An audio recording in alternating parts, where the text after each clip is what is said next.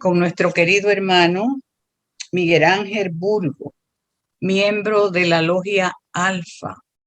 Miguel Ángel Burgo es un trabajador incansable de la Logia Alfa que está en... y muy trabajador con sus hermanos. Tiene Miguel Ángel como miembro de la sociedad unos 15 años. Gracias, en nombre de la Federación Teosófica Interamericana, los recibimos en esta mañana con mucha alegría para la charla que usted nos dará hoy, algunas respuestas teosóficas. Bienvenido, hermano, en nombre de la Federación Teosófica Interamericana. Adelante, Gaspar, para la invocación.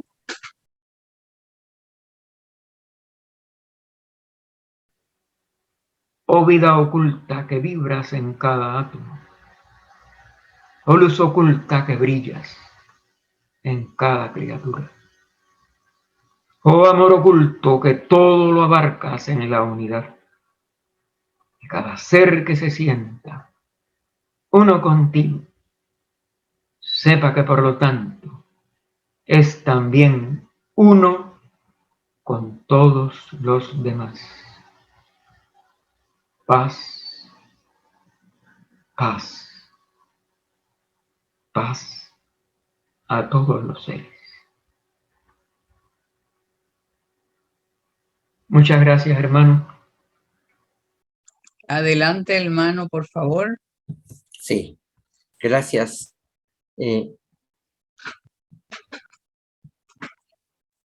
Algunas respuestas teosóficas básicas. No pretendo, desde luego, tener la última palabra respecto a ningún asunto.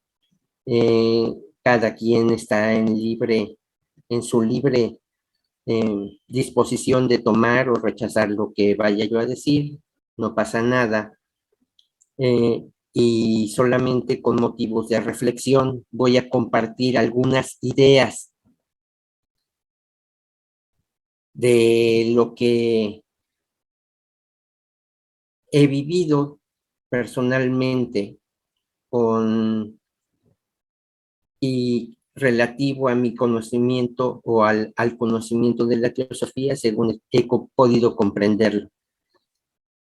Dice ahí al pie de la página: muchos son los hombres que seguirán a un falso líder y pocos los que reconocerán la verdad a primera vista. Cuando habla acerca de vista, muy probablemente no se refiera solamente a una vista ocular, sino a una vista desde lo interior de cada uno de nosotros. Desde luego, este es un punto de vista subjetivo. Lo objetivo es solamente la mirada física y la interpretación que podemos hacer de ella a partir de lo que hayamos acumulado como información, ya sea en nuestro cerebro físico o de la manera que nos haya sido dispuesto. Entonces, esta primera vista viene desde el interior. Por lo general, estamos dispuestos como personalidad a que las responsabilidades de nuestra propia vida o las necesidades de nuestra propia vida sean sustentadas por otro desde chiquitos, es decir, desde que éramos bebés, nacimos y en adelante, todas nuestras necesidades tuvieron que ser resueltas por otros. Pero conforme fuimos creciendo, nos fuimos haciendo más independientes hasta hacerlo totalmente o a la medida de nuestras circunstancias, ver por nosotros mismos. Y desde el punto de vista de nuestro desarrollo interno también ocurre lo mismo. Habrá algunos que siguen delegando en otra persona la responsabilidad de su propia vida y habrá quienes con un poco más de madurez toman la responsabilidad personal. de atender esa necesidad interna, el ver no solo con los ojos físicos, sino con esa mirada interior. ¿Y qué es lo que está dispuesto a nuestros ojos, no solamente físicos, sino dispuesto a aquella mirada interior cuando hablamos de teosofía? Porque estamos proponiendo algunas respuestas teosóficas básicas. Estas respuestas teosóficas básicas para una persona que no ha identificado como teosofía algunos de estos pensamientos que vamos a compartir, quizás los interprete como pensamientos nuevos o un punto de vista nuevo. En esta gráfica presento algunas portadas de libros que son, desde luego, información, pero son solamente letritas sobre un papel en principio, aunque ya armadas como tales, como ideas leídas e interpretadas, son mucho más que eso.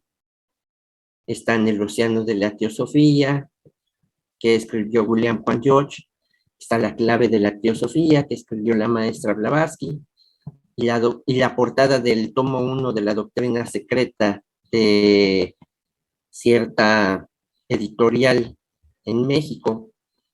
Y entonces esas ideas que están ahí pudieran ser otra manera de ver la vida, otra manera de compartir conocimiento y de interpretarlo. Entonces, visto de esta manera, teosofía es conocimiento. ¿Pero conocimiento de qué? Se propone la teosofía no como una creencia, porque las creencias están sujetas a una interpretación muy particular. Esa interpretación particular, por lo general, está condicionada por lo que hemos sido inducidos o programados, si se quiere ver de esa manera, para ver la vida, para entenderla, para interpretar lo que nos ocurre y dar una respuesta en ese sentido, como una creencia personal. Si alguien quiere interpretarlo así, pues está en su derecho, pero desde el punto de vista del conocimiento teosófico, esto que puede ser interpretado en su momento por alguien como creencia, ciertamente no exige la teosofía que sea una creencia obligatoria. Si quiere, toma el conocimiento, y si no, no lo toma. Si quiere verlo tal como se está proponiendo, está bien, pero no tiene que tomarlo para sí obligatoriamente para pertenecer a un grupo de estudio teosófico. En otras palabras, a nadie se le impone tal o cual idea como cierta. Está en su derecho de tomarla como cierta o investigarla y que llegue a sus propias conclusiones. Dicho de otra manera, en la teosofía no hay dogmas. Dogma, en el último de los casos, es solamente una opinión. La opinión de alguien. Pero una cosa es el conocimiento que comparten aquellos que están muy adelante en el sendero del conocimiento de las cosas como son, y otra las opiniones de estudiantes que, por más que les pidamos una interpretación de aquello que se está leyendo, no nos van a dar más que la de ellos propios. Es como un dicho que recientemente nos compartieron, lo leímos, y decía más o menos que las palabras son solamente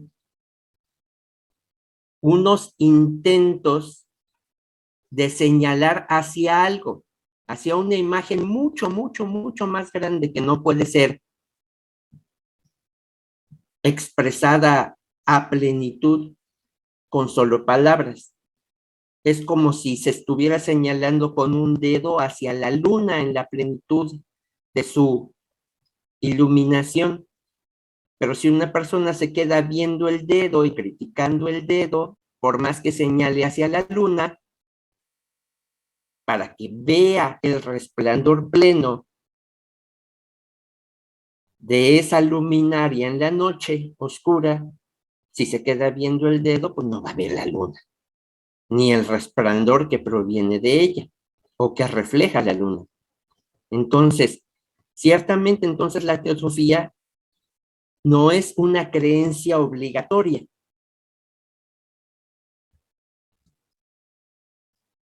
Abrimos las puertas de la mente, entonces, para darnos cuenta de qué es lo que se está proponiendo ver con esa mirada interior. Eso que compartieron maestros de sabiduría desde la antigüedad. Ahí en esas imágenes se propone la idea del Maestro Jesús compartiendo este conocimiento y dando su interpretación en una sinagoga, o el Maestro Buda hablando a sus discípulos y con ese gesto en su mano diciendo no teman, o esa otra imagen junto que propone a Zoroastro, un maestro de sabiduría de la antigüedad,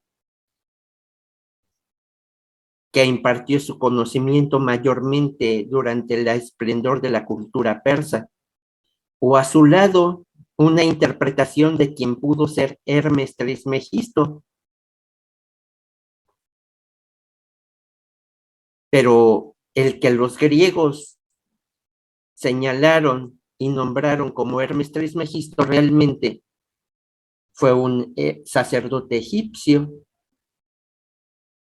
servidor del dios Amón, que tiene que ver poco con esta imagen, que a su vez representa a un sabio, muy probablemente de la cultura árabe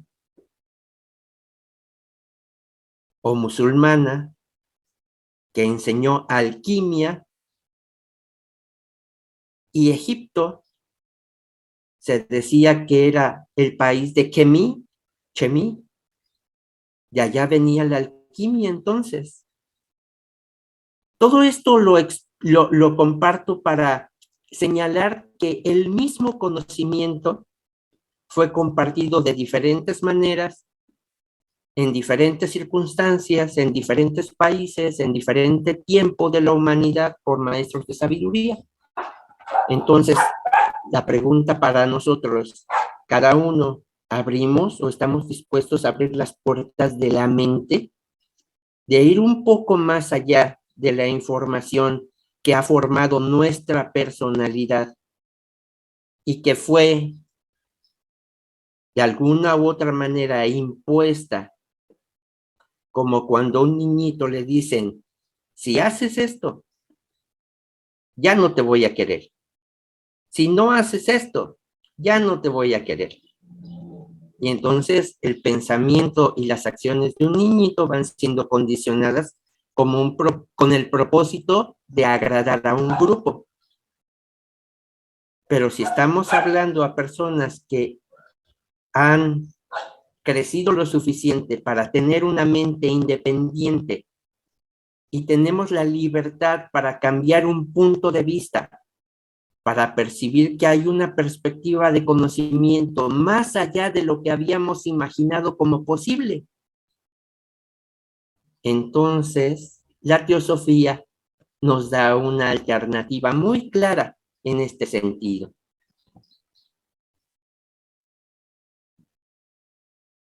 Un nuevo punto de vista, no solamente del mundo, sino en principio el conocimiento más importante al que podamos acceder cada uno de nosotros es el conocimiento de nosotros mismos. La teosofía nos propone un nuevo punto de vista de nosotros mismos. No obstante, que este conocimiento que nos propone sea indefinido y remoto en principio, como que no tuviera mucho que ver con nosotros. Esta ilustración de Junto nos propone diferentes personalidades y diferentes maneras de resolver lo que nos propone nuestra relación con todos los demás. Y entonces habrá unos que se ponen la personalidad de maestro e intentan compartir. Habrá otros que hacen defensa con una espada ahí muy serios y quieren reservar lo propio o lo común en el grupo al que pertenecen. Pero habrá otros que quieren tener una vista un poquito más abierta y ver hacia eso que es más grande. Habrá otros que les quieran poner su propio huella o la manera de verlo. Diferentes máscaras que pudiera ponerse cada quien para abordar la vida. Entonces, la teosofía nos propone un nuevo punto de vista de nosotros mismos, no obstante que este sea indefinido y remoto. El punto de vista que nos propone es de que nosotros mismos nos veamos como seres de una estatura tal que nunca antes soñamos. Que podamos vernos a nosotros mismos no con estas personalidades limitadas y limitantes, sino como seres divinos, con poderes divinos, oscurecidos solamente por las limitaciones de nuestros presentes seres personales. Estas ideas, que en muchos sentidos son limitadas y limitantes, que nos impiden ver las cosas como son. Quizás podamos ver que estas limitaciones no son para siempre, que pueden ser trascendidas y que podemos ser libres. ¿Pero libres de qué? Libres quizás en principio de esas ideas a las que he llamado limitadas y limitantes, que nos impiden ver lo que realmente somos. Y que el conocimiento de nosotros mismos al que podemos acceder a partir del conocimiento de nuestro universo interno y del universo externo en el que participamos, esas ideas limitadas y limitantes dejen de estar.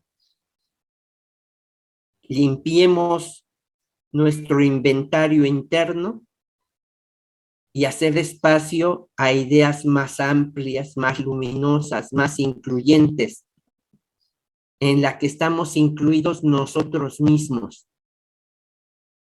Porque a final de cuentas, ese condicionamiento de si no piensas así o si no haces lo que yo te digo, ya no te voy a querer, es inexistente en cuanto a validez, porque sea que nos demos cuenta o no, a este universo interno y externo del que estamos hablando y del que habría mucho que comentar, estamos incluidos, somos parte de, somos uno con todo lo demás,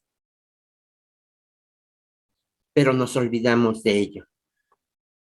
Los esfuerzos de la vida finalmente transmutan lo innoble en ilustre nobleza, como esta imagen que lo que pretende es ilustrar eso, esa nobleza interna que siempre está presente, pero que, como vimos en una diapositiva anterior, las ideas personales la ocultan, la tienen encerrada, probablemente para que aquello no se lastime, pero aquello que en principio fue protección, hasta dónde, con el correr del tiempo y olvidándonos de ello que está ahí, se convierte en una prisión para eso.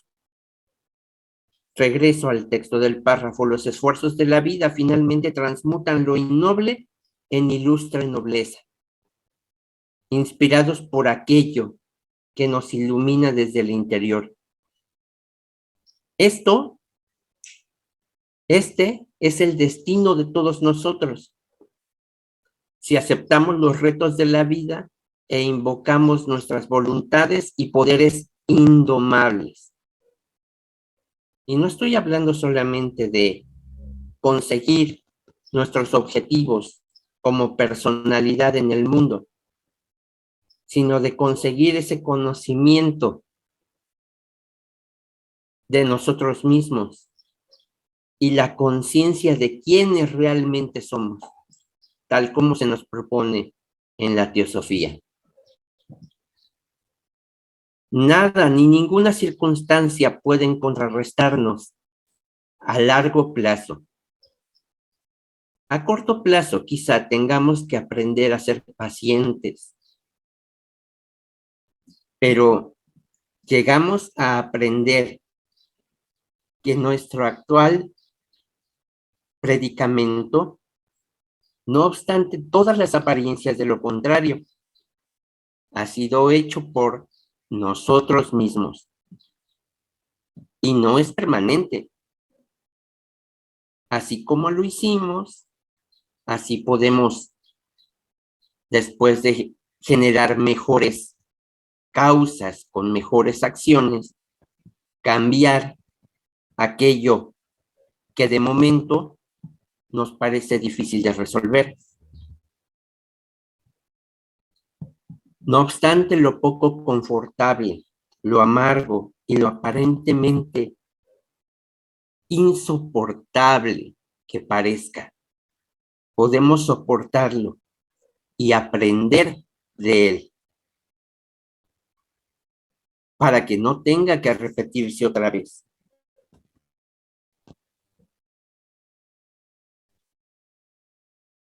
Pero ¿de dónde viene esto? Para entender quiénes somos, ¿de dónde venimos? ¿Cuáles son nuestros propios orígenes? ¿Qué? ¿No hemos visto que verdaderamente no los hay? ¿No hay orígenes? Todo propone la teosofía, desde los mundos hasta la cizaña, son y son lo que son como resultado de lo que hubo antes. Ellos vienen y van de acuerdo a la ley incesante. Desde ese punto de vista, entonces, otra cosa que ignoramos de nosotros mismos y del universo en el que vivimos, las leyes a las que estamos sujetos ineludiblemente. No es como en el sistema social político en el que vivimos, en el que se juzga conforme a las apariencias y a lo que se pueda presentar como pruebas, y en muchas ocasiones no es realmente quien tiene la verdad buscando justicia, sino quien conoce al que juzga. En estas leyes universales eso no ocurre. Y aquella visión interna nos señala claramente cuando nos estamos equivocando o cuando hacemos las cosas bien. Y a esa ley universal no se le puede constreñir por soborno. Las cosas son como son. Si las entendemos, son como son. Y si no las entendemos, de todos modos son como son. Y también se dice que para comprender cierta área de conocimiento nos podemos tardar 5 minutos o 50 años, a la vida le da igual. ¿Qué tanto quieres conocer la verdad? ¿Qué tanto quieres acercarte a la verdad? El patrón dice al final del párrafo El patrón de lo que será está en la mente universal y fue puesto allí por lo que era y por lo que ha sido como suma de todos los... Es decir, una causa tiene su efecto, vivimos lo que corresponde y a su vez estamos generando nuevas causas que tendrán nuevos efectos y allí sucesivamente. ¿Y cuál es el sentido de todo esto entonces? Conocernos a nosotros mismos. Multitudes de seres lo producen nuevamente y le dan expresión. Ellos son los creadores actuales, pero ellos, a su vez, también criaturas. Entonces, lo que nos propone es que nos estamos creando de continuo. Ya no somos los que estábamos cuando empezamos a compartir estas ideas, y tampoco seremos aquellos que estamos siendo en este momento. Estamos siendo influidos por todos los demás y estamos siendo sensibles a los estímulos y estamos cambiando y estamos generando nuevas respuestas desde nuestro interior, aunque parezca que no. La creación, entonces, es el ir y venir de las cosas de acuerdo a la ley eterna y a la moción perpetua, al movimiento perpetuo. Todo se está moviendo. Es como hemos visto, un proceso de transformación interminable.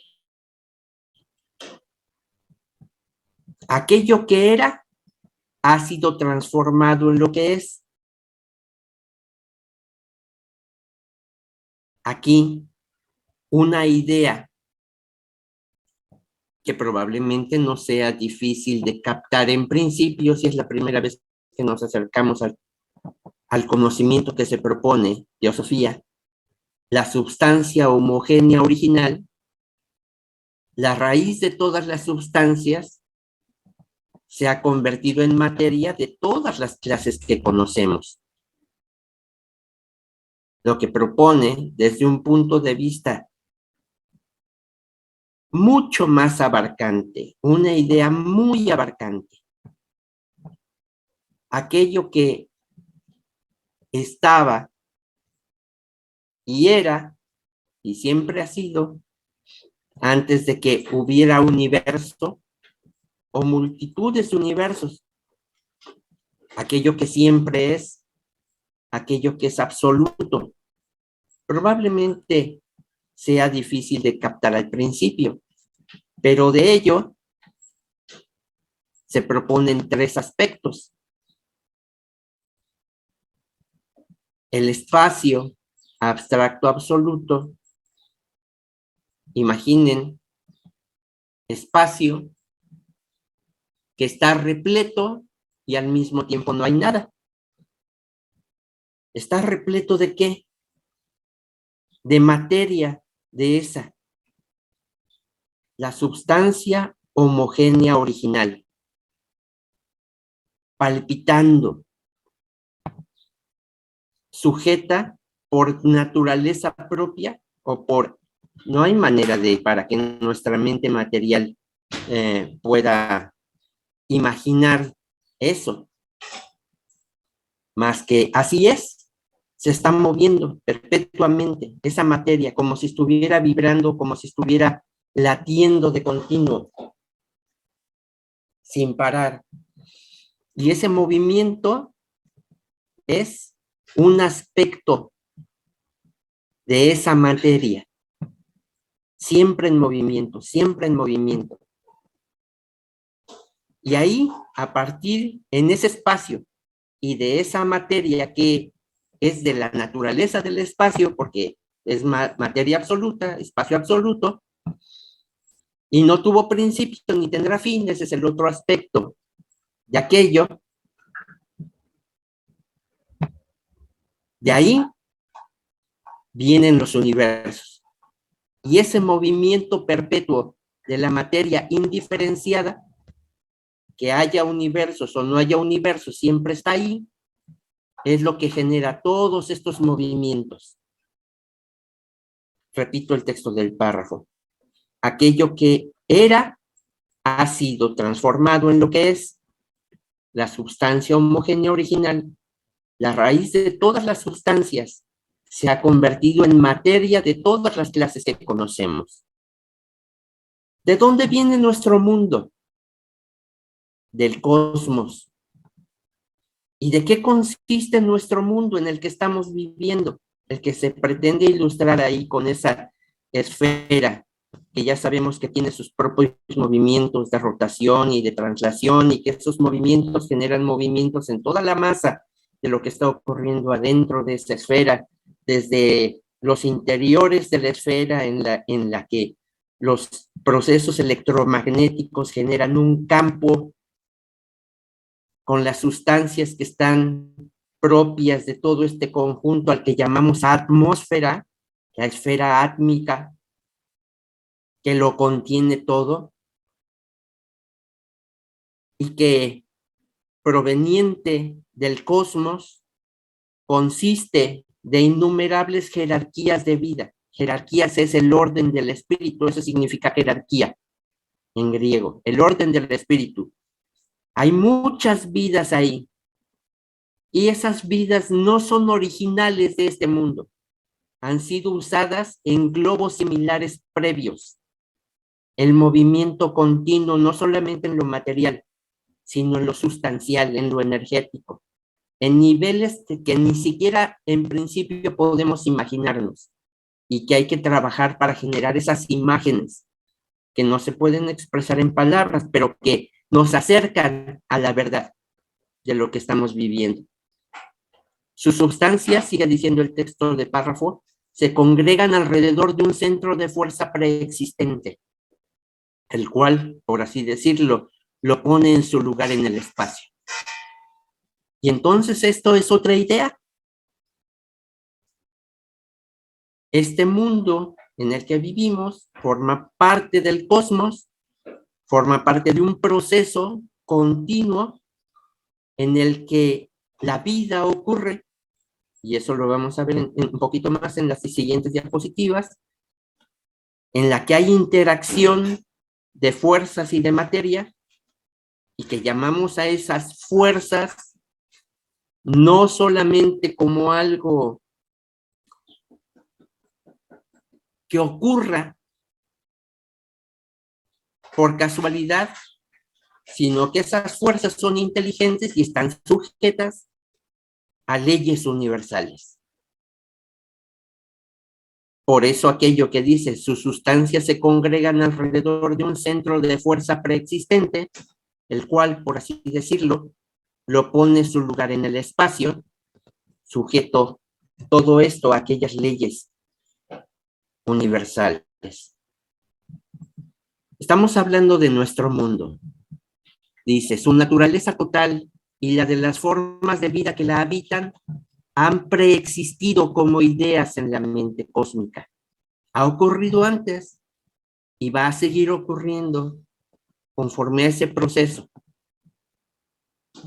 Cuando dejan de ser o cuando deje de ser este mundo en el que vivimos, el interno y el externo, esas ideas van a quedar en la mente cósmica, como ha ocurrido antes. Por eso dice, su naturaleza total y las de las formas de vida que la habitan han preexistido como ideas en la mente cósmica, determinadas por varios eones de experiencia de vida. Eones, cantidades interminables de tiempo. Para nosotros, vistas desde la perspectiva de esta personalidad efímera que nació, se ha desarrollado, alcanza ciertas plenitudes y en su momento termina su experiencia. Pero así como la experiencia de esta personalidad, así son las experiencias de los mundos y todo lo que está sujeto a esas leyes naturales. Al final de todo gran ciclo de actividad de duración inimaginable, todo es reabsorbido en el uno y se convierte nuevamente en aquello, a lo que se le puede llamar para nuestra mente material uno. ¿Qué es la vida? Se postula que la unidad primordial tiene dos aspectos, lo que les comentaba antes, simbolizados, porque tenemos que hacernos una idea de ello. Y esta idea puede representarse con estos símbolos. Son solamente palabras, pero simbolizan algo. Solo para propósitos de pensamiento.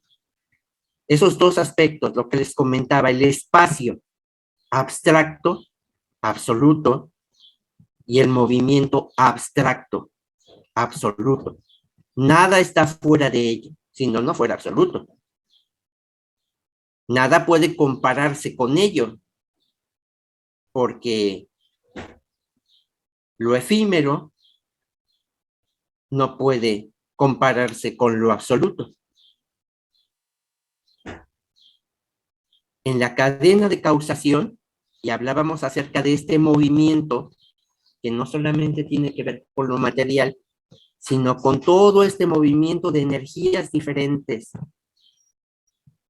ocurriendo tanto en nuestro interno como en lo externo. En la cadena de causación se dice que estos se reflejan en la substancia y espíritu prístinos. Prístino, ahí hay una declaración abajo de que intenta darnos una idea de aquello de lo que estamos hablando. Prístinos, que se mantiene inalterado, puro, tal como era en su forma primera u original. Pero si estamos hablando que aquel espacio abstracto absoluto estaba lleno, pleno de esa materia, y que al mismo tiempo estaba vacío, ¿de qué estaba vacío? Solamente había materia de esa naturaleza, la materia prístina. No había formas. Está ausente de formas, pero pleno de esa materia, de esa conciencia absoluta que no tiene que ver nada con esta conciencia de la que estamos, a partir de la cual nos estamos comunicando. ¿Pero qué es? De una sabiduría absoluta que está fuera de nuestra percepción, comprender su plenitud. ¿Pero qué está ahí? Repito el texto. En la cadena de causación se dice que estos, el pensamiento abstracto absoluto, el movimiento abstracto absoluto, se reflejan en la sustancia y espíritu prístinos, aún solo dos aspectos de lo uno, no cualidades, solamente aspectos. Pero esta vez, ya cuando ocurre el universo, en manifestación. Esta vez lo uno en manifestación. Su progenie, sin embargo, es la forma imbuida de energía, o esa materia original, una materia que tiene inteligencia de su propia naturaleza, o esa inteligencia es consubstancial a esa materia. Su progenie, sin embargo, es la forma, ya hay formas en el universo, como aquella galaxia que tenemos ahí en su inmensidad. Es la forma imbuida con energía, o en términos humanos, un cuerpo galáctico en este caso, imbuido por el espíritu, si pudiéramos llamarlo para darle algún sentido a esa imagen, el espíritu galáctico, o un espíritu o una energía inteligente que es capaz de generar esa forma con todos sus componentes.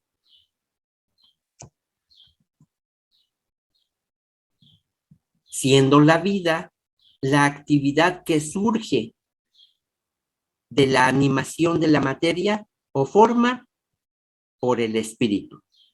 Entonces, la vida ocurre cuando esa manifestación viene descendiendo, por llamarlo de alguna manera, a través de la escala de los mundos.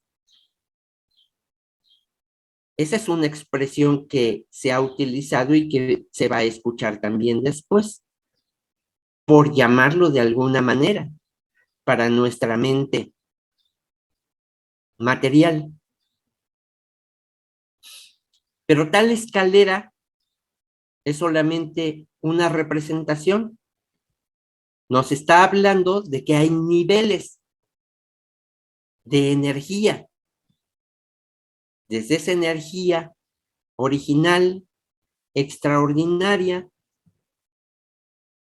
de una fuerza inimaginable, solamente para hacer o para poner un punto de comparación, los átomos de los que nos habla la ciencia moderna, material, de los que está formado todo lo que vemos y de lo que no vemos,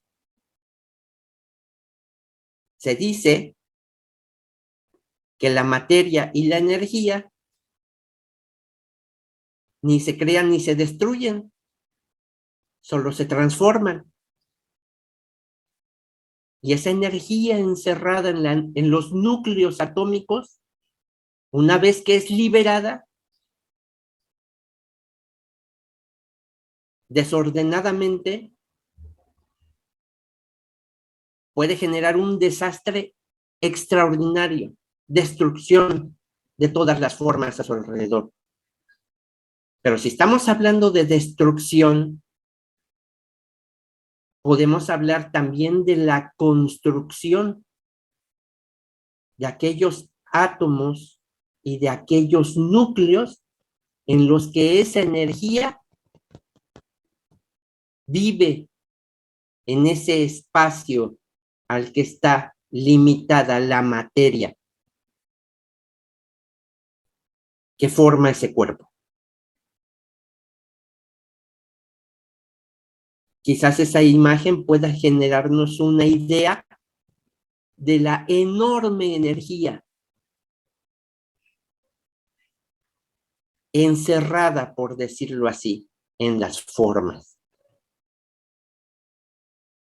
en las que está ocurriendo la vida. Regreso al texto del párrafo.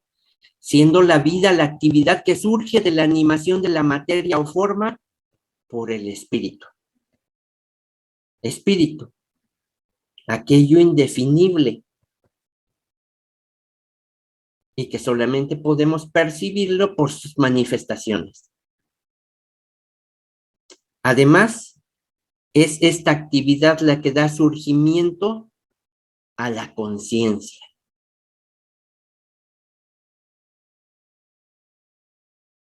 Aquello que se da cuenta en diferentes niveles, porque si hablamos de los átomos físicos, ahí está ocurriendo un orden y esos átomos son atraídos o repelidos por otros átomos afines o discordes y que en ese nivel reaccionan según su propia, llamémosle, denme la oportunidad de llamarlo así, de una inteligencia de su propia naturaleza.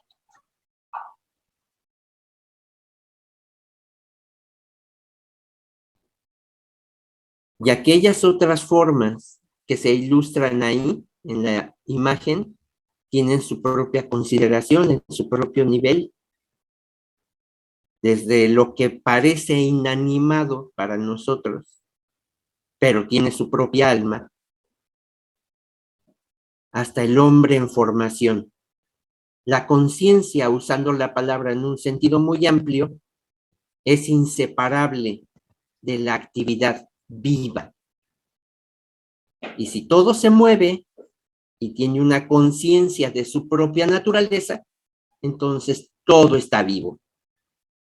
La vida ocurre en un proceso continuo Si la conciencia está algo más despierta, entonces puede darse cuenta de lo que está ocurriendo y de ver su participación en ello. En el hombre, por ejemplo, hablando materialmente de un universo interno, toda la actividad interna de su cuerpo puede no registrar algún tipo de conciencia en el cerebro. Es decir, en este propio momento estamos respirando, estamos moviendo nuestros ojos, estamos escuchando, pero al mismo tiempo puede haber un proceso digestivo en marcha, puede haber un intercambio de información en las células de nuestro cerebro a partir de neurotransmisores ocurriendo su actividad, la sangre circulando, las células dejando salir o admitiendo, los órganos cumpliendo su función. Todo esto en un orden que en este momento nuestro cerebro no registra. Pero todas las células del cuerpo realizan sus tareas respondiendo todo el tiempo a estímulos de alguna clase, desde que son formadas hasta que mueren.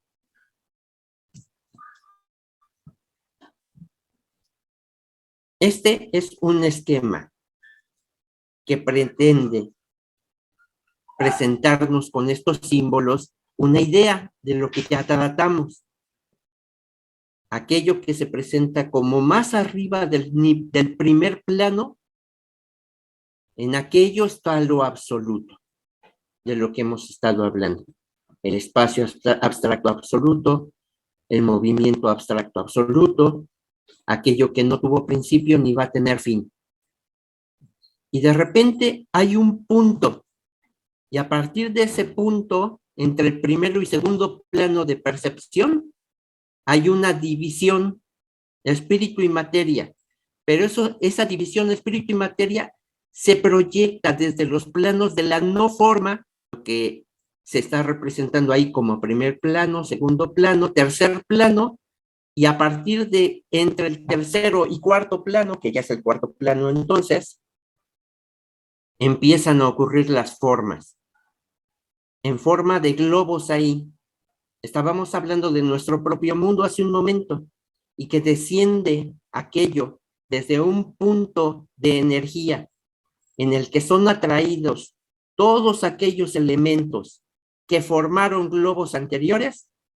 Ahí viene la escalera de los mundos, descendiendo desde el cuarto plano al quinto plano, al sexto plano de percepción, y llega al séptimo plano de percepción, que es nuestra propia tierra en la que vivimos. Pero ¿dónde están todos esos otros globos que ocurren en el descenso por la escalera de los mundos? Están aquí y ahora, interpenetrados, coadunados con este globo en el que vivimos y nuestra percepción se limita a este. Y este esquema representa la misma idea desde el punto de vista de la enseñanza de la India, la enseñanza oculta del Oriente, en el círculo que contiene círculos a nuestra izquierda, pero es la misma idea enseñada por los caldeos y que se presenta ahora como la Cábala, pero noten ustedes que enseña lo mismo. La formación de los mundos a través de la escalera de ellos. ¿Cuál es la naturaleza de la materia? Como hemos visto, cómo todas las sustancias están derivadas de la sustancia original una. Es decir, en otras palabras, Cada uno de estos planos tiene una materia de su propia naturaleza, en su propio plano de percepción. Es decir, nosotros en este plano de percepción no vamos a ver la materia de ese plano de percepción, pero el hecho de que nosotros estemos aquí quiere decir que eso está ocurriendo también. Ese es el origen real. Y la manifestación concluye en este plano de percepción. Que cuando termine el ciclo, será reabsorbido, por decirlo así, la escalera de los mundos se irá retrayendo hasta regresar al original, al origen. Entonces, regreso al texto del párrafo. Hemos visto cómo todas las sustancias están derivadas de la sustancia original una. Cuando comienza el proceso de manifestación, ese material homogéneo original, eternamente autoexistente, se hace atómico y diferenciado. ¿Recuerdan ustedes cuando hablábamos acerca de esta energía que ocurre dentro de cada uno de los núcleos de los átomos? Y toda esa diferenciación en los átomos que nos presenta la tabla periódica de los elementos solamente es producto de una sustancia original. El final del párrafo. Cada diferenciación es estampada con características traídas de eones previos del ser. Debemos también recordar que todas las sustancias, incluyendo a los componentes de las cosas vivas, son ellos mismos vidas. No hay nada que no esté vivo. Si se mueve, está vivo. ¿Recuerdan ustedes que hablábamos acerca de la escalera de los mundos? En México hay rituales que subsisten de culturas antiguas. 2 rituales de estos están representados ahí. Si notan ustedes, en la figura de la izquierda hay 4 hombres en cierto nivel. En la ilustración a la derecha se ve en qué nivel están. Y ese poste es muy alto y aquellos que van descendiendo en este ritual le dan 13 vueltas completas. Esa era la enseñanza tradicional de los pueblos indígenas de México. Si notan ustedes en sus cabezas, los penachos representan luz, aquello luminoso, aquella energía luminosa, que después de un ritual en el que se pide permiso para subir, se sube y ya que están arriba, se inicia un proceso en el que estos que van descendiendo dan vueltas hasta llegar al nivel en el que se representa nuestra propia percepción. Representa eso. Esas, lo que nosotros podemos llamar luces que descienden, y aquel que está arriba, noten ustedes en la imagen de la izquierda que está sonando una flauta y al mismo tiempo un tambor. Ahí está el latir continuo del movimiento dirigido por el sonido. Aquello que echa a andar el proceso de manifestación y la expresión de ello descendiendo por la escalera de los mundos. Abajo hay otra imagen en la que esto mismo de otra manera se representa. Noten ustedes el gorro de estos que están danzando. Se le llama la danza de los quetzales, y quetzal significa solamente, en el idioma náhuatl, esplendor, algo muy luminoso. Esos gorros representan eso luminoso. Y en medio de la plaza, noten ustedes ahí, eso, hay 4 de estos danzantes moviéndose, tomados de una cruz. Desde luego es una imagen fija, pero imagínense, por favor, que estos 4 que están tomados de cada uno de los brazos de la cruz se están moviendo, están girando de continuo, echan a andar el movimiento y giran y giran y giran. Y eso representa, es una imagen que representa esto mismo. ¿De dónde viene el poder que sostiene la actividad universal? Aquellas luces descendiendo a través de las escaleras de los mundos. Todo poder y los diferentes poderes de la naturaleza se derivan fundamentalmente del sempiterno. Sempiterno da la idea de eterno hacia adelante, por llamarlo de alguna manera. Movimiento perpetuo. Un eterno presente, moviéndose, moviéndose, moviéndose, representado de todas esas maneras, con símbolos desde la antigüedad.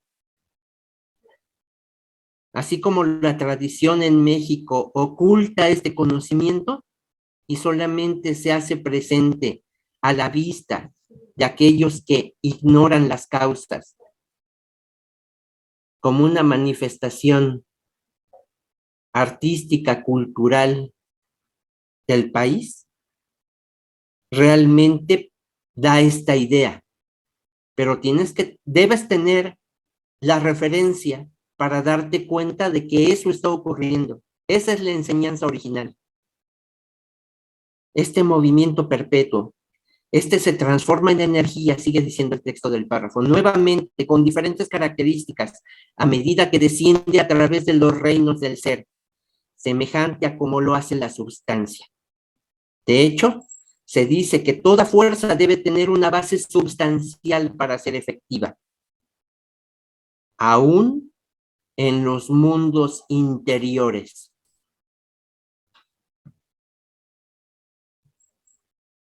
Y decimos que estemos conscientes de ello o no, estamos sujetos a leyes naturales a las que no es posible sobornar.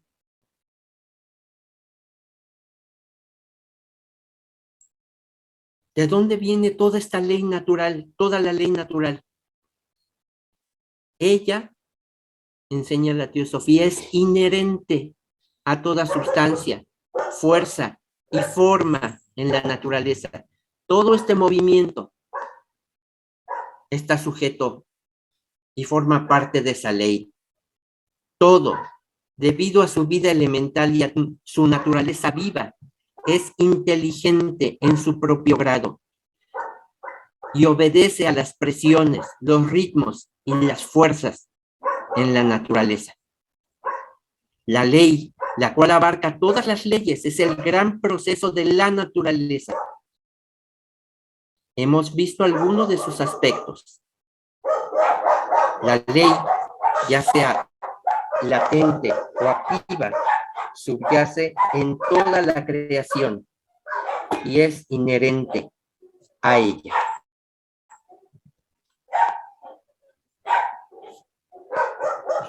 ¿Y todo esto qué sentido tiene? ¿Hay algún propósito? ¿Cuál es el propósito de todo esto visto desde el cosmos? Nadie ha percibido o conoce algún propósito final. Pero observando los procesos de la naturaleza, nos parece que ellos están cumpliendo algún objetivo específico de corto o de largo alcance. Hay un dicho budista que dice que la piedra se transforma en vegetal, el vegetal en animal en humano y el humano en un dios. Un dios, aunque realmente los budistas no creen en dioses personales como tal. Pero si la palabra griega, teos, de la que viene la palabra a nuestro idioma, significa poderoso, y en el contexto en el que estamos procurando verlo, entonces aquellos poderes internos que son nuestra propia naturaleza actúan.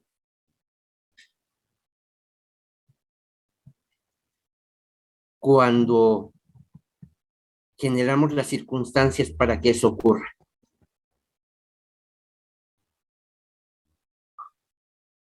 ¿Hay algún propósito cósmico entonces? Todo esto es parte del proceso de desenvolvimiento de los potenciales de lo subjetivo, del espíritu. Cada cosa manifiesta algo del espíritu a su manera y hasta cierto grado en todo tiempo dado.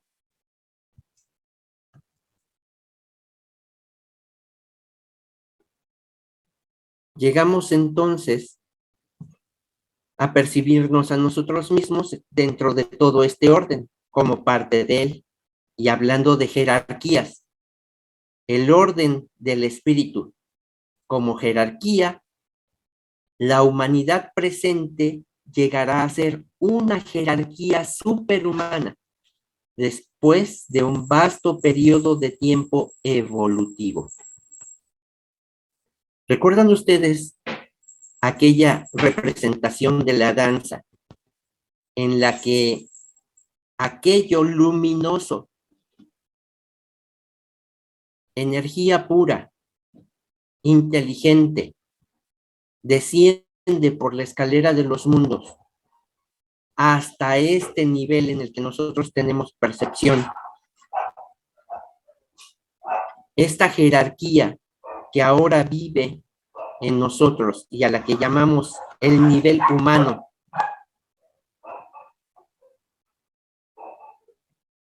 está generando las condiciones para conocerse a sí misma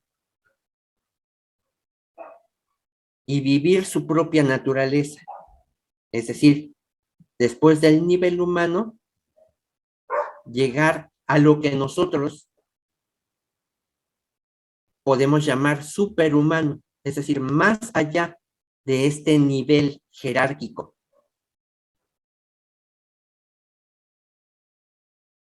¿Con qué propósito?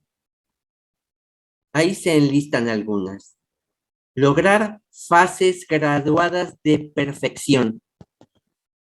Y si esto, como ocurre en lo grande, ocurre en lo pequeño, y si este universo va a terminar, se va a retraer y va a haber otro universo, y esos son los ciclos a los que está sujeto desde lo grande hasta lo pequeño, aquellos universos se van haciendo más perfectos cada vez conforme a un modelo que ocurre en la mente universal. Y así como ocurre en lo grande, ocurre en lo pequeño. Y entonces, ese modelo al que nosotros, como parte de aquello, y como aquellas luces que descienden y que tienen su resultado, como los humanos que somos ahora, hasta el grado de perfección que hayamos logrado, nos señala la teosofía que hay fases superiores de perfección en el mismo nivel humano, con cuerpos físicos con los que tenemos, como los que tenemos. Hay fases graduadas de perfección.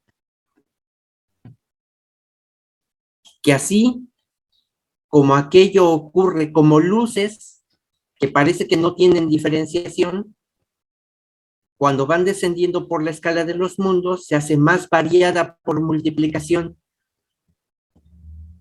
Y cada unidad, al hacerse consciente de sí misma, procede a realizar un recorrido de expansión de conciencia.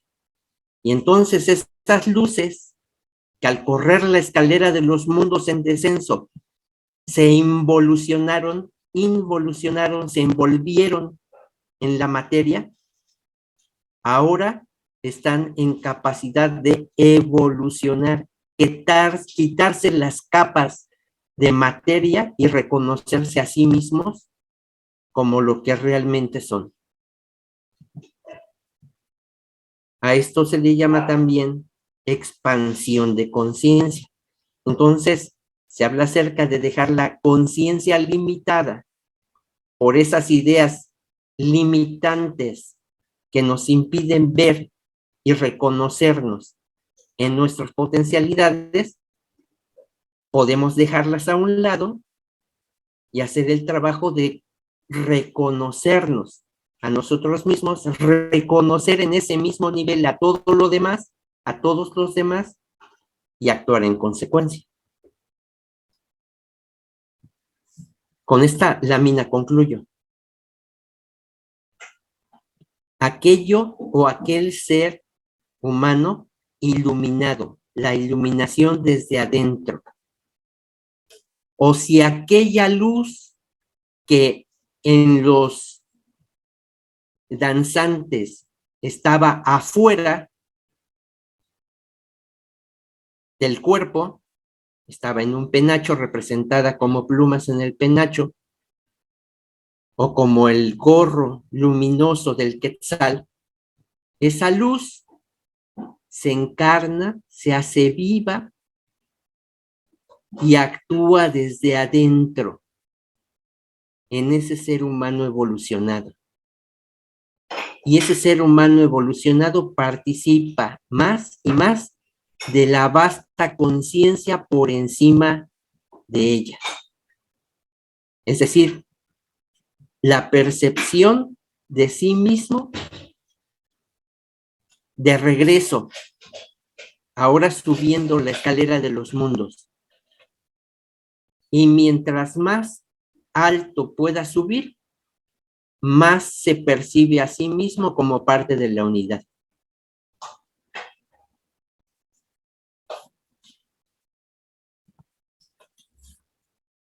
Con esto concluyo